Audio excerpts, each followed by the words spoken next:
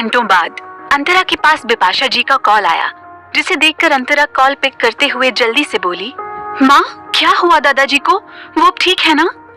तभी बिपाशा जी की दुखी आवाज आई, बेटा तुम्हारे दादाजी को मेजर हार्ट अटैक आया था, जिस वजह से डॉक्टर उन्हें बचा नहीं सके और वो अब इस दुनिया में नहीं है।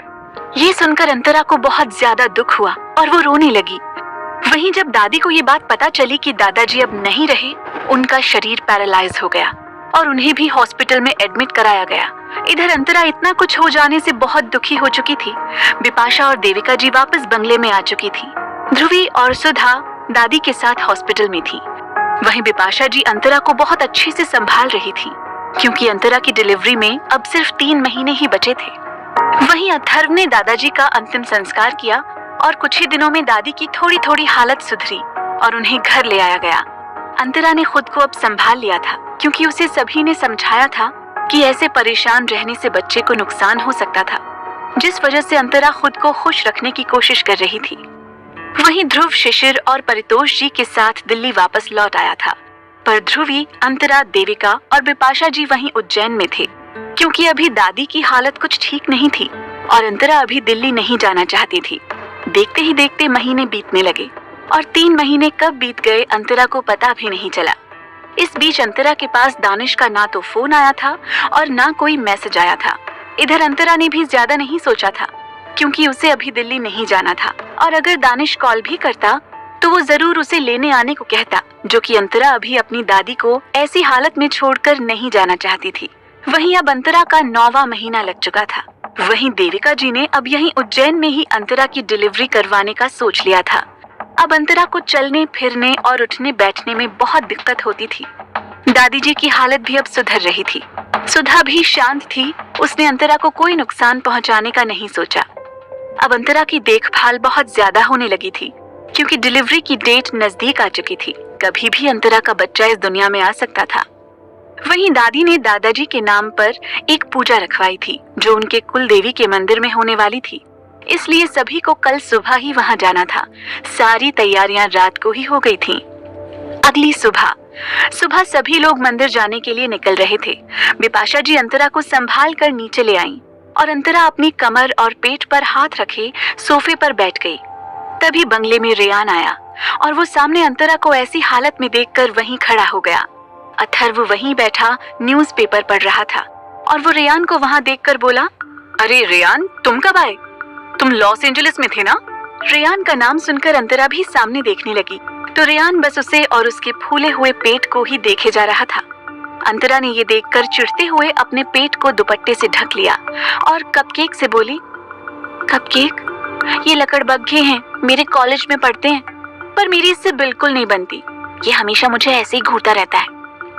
रेयान सोफे पर बैठते हुए अंतरा से सीधे तौर पर बोला, मैंने कभी सोचा नहीं था कि इतनी जल्दी मैं तुम्हें ऐसी हालत में देखूंगा, पर अब क्या कर सकते हैं, गलत इंसान को चुनने का यही नतीजा होता है। आई एम श्योर तुम्हें जरूर रिग्रेट हो रहा होगा। उसकी बातों में जलन साफ साफ महसूस हो रही थी, जिसे सुनकर अंतरा उसे घूरते हुए बोली, देखो रेयान, तुम अपने आप से मतलब रखा करो। तुम्हें कोई हक नहीं बनता मेरे बारे में कुछ कहने का, क्योंकि हम कोई दोस्त नहीं है। रेयान ये सुनकर हंसते हुए बोला, मैंने तुमसे पहले ही उसकी सच्चाई बताई थी, पर तुम्हारी आंखों पर तो उसके नाम की पट्टी बंधी है। तुम्हें तो इतना भी नहीं दिख रहा कि तुम अभी इस हालत में हो और उसे तुम्हारे साथ होना चाहिए था। इस समय उसे तुम्हारा ख्याल रखना चाहिए था, पर वो तो पोर्टलैंड में बिजनेस डील कर रहा है। रेयान अंतरा को भड़काते हुए कह रहा था। वहीं अंतरा रेयान की बात सुनकर चुप हो गई और फिर अपने पेट पर हाथ रखते हुए बोली, हाँ तो काम भी जरूरी है। वो ऐसे ही नहीं 2-2 कंपनी हैंडल कर रहे हैं। उसके लिए वो हार्ड वर्क कर रहे हैं, जिसमें मुझे कोई प्रॉब्लम नहीं है। रेयान अंतरा की बात पर उसे घूरने लगा और फिर तभी सभी घर वाले वहां आए और मंदिर जाने के लिए निकलने लगे। वहीं रेयान उनके साथ चलते हुए अथर्व से बोला, दादाजी के मरने की न्यूज पाकर मैं यहाँ आया और अब मैं उनकी पूजा में शामिल होना चाहता हूँ। अथर्व स्माइल करते हुए हाँ में सर हिलाता है और फिर सभी अपनी अपनी कार में बैठ गए। ध्रुवी और अंतरा एक कार में बैठे और रेयान भी उन्हीं की कार में ड्राइविंग सीट पर बैठ गया और बैक मिरर को सीधे अंतरा के चेहरे पर फोकस कर दिया। अंतरा इस समय कहीं और खोई हुई थी, जिस वजह से उसने रेयान पर कोई ध्यान नहीं दिया और फिर उसी के साइड में अथर्व भी आकर बैठ गया। बाकी सारी कार्स वहां से मंदिर के लिए निकल गईं। कुलदेवी का मंदिर बंगले से दूर था, जिस वजह से पहुंचने में समय लगने वाला था। रेयान कार को बहुत ठीक से चला रहा था, शायद अंतरा की वजह से, क्योंकि वो बार बार सीट पर ठीक से बैठते हुए अपने पेट को सहला रही थी।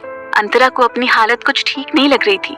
वो बार बार कभी अपने पेट को सहलाती तो कभी अपने चेहरे पर आ रहे पसीने को साफ करती। वहीं अंतरा के चेहरे पर पसीना आ रहा था, जिसे मिरर से देखते हुए रेयान बोला, अंतरा तुम ठीक तो हो?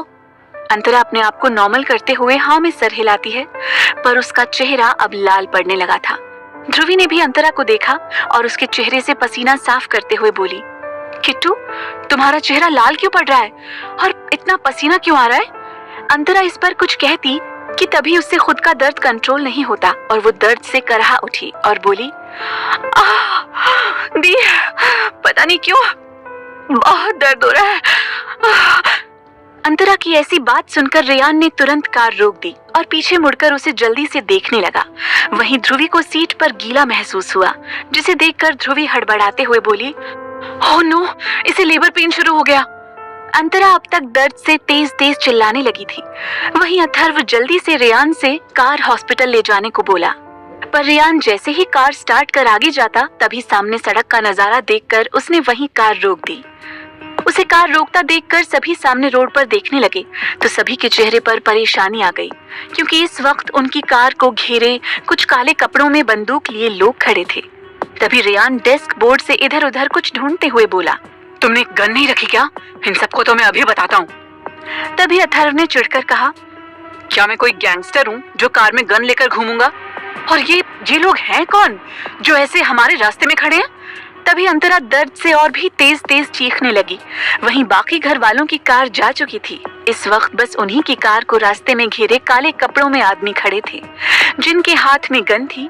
और आज अथर्व से गलती ये हो गई कि उसने अपने गार्ड्स भी आज साथ नहीं रखे थे, जिस वजह से अथर्व को खुद पर ही बहुत गुस्सा आ रहा था। उधर अंतरा की कार में चीखें निकल रही थी। उसका दर्द अब हद से ज्यादा बढ़ चुका था। ध्रुवी उसे संभालने की पूरी कोशिश कर रही थी। इधर रेयान और अथर्व कार से बाहर निकलकर उन गुंडों के पास गए और उनसे रेयान गुस्से में बोला, कौन हो तुम सब और ऐसे हमारे रास्ते के बीच में क्यों आए हो? हटो यहाँ से, वरना तुम सब के सब मरोगे। उसकी बात सुनकर एक गुंडा आगे आते हुए बोला, आज हम यहाँ से मार के जाएंगे, मर कर नहीं। और हमारी तुमसे कोई दुश्मनी नहीं है, इसलिए तुम हट जाओ सामने से। हमें बस वो लड़की चाहिए। ये कहकर उस गुंडे ने कार में बैठी अंतरा को खूनी नजरों से घूरा और अपने बाकी गुंडों को अंतरा की कार की तरफ जाने का इशारा किया।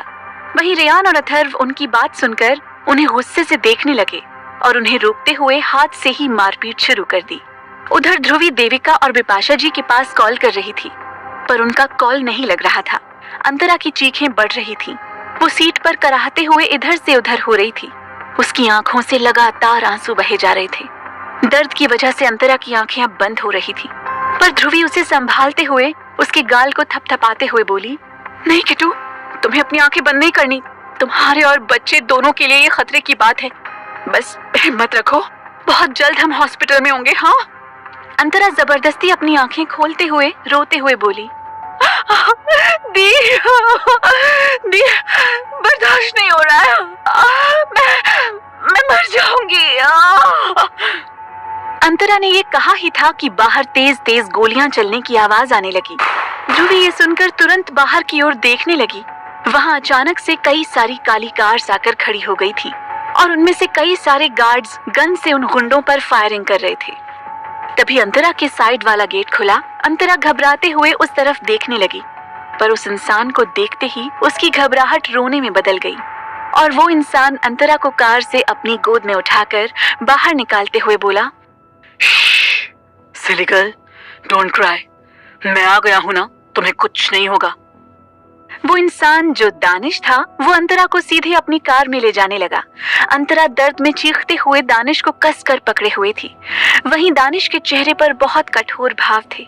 उसके सारे आदमी उन गुंडों पर बिना रहम किए गोली चला रहे थे।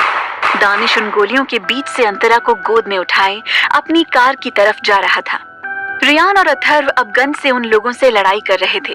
रेयान ने जब दानिश को अंतरा को ले जाते देखा तब वो उसके पीछे आते हुए बोला, तुम्हें ऐसे यहाँ आकर हीरो बनने की जरूरत नहीं थी।